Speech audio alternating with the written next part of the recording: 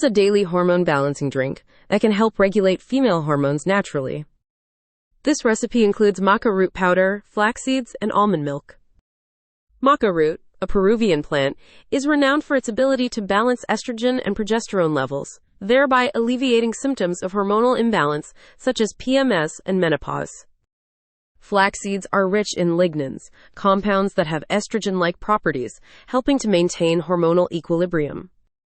Almond milk, being dairy-free, avoids the added hormones found in cow's milk and provides a creamy base rich in essential fatty acids, which are crucial for hormone production.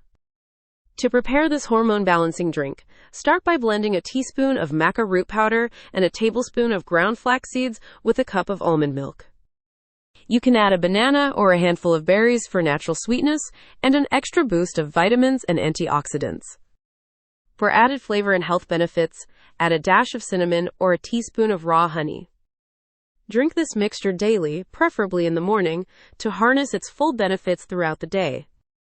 Regular consumption of this drink can help stabilize hormone levels, improve mood, boost energy, and support overall female reproductive health.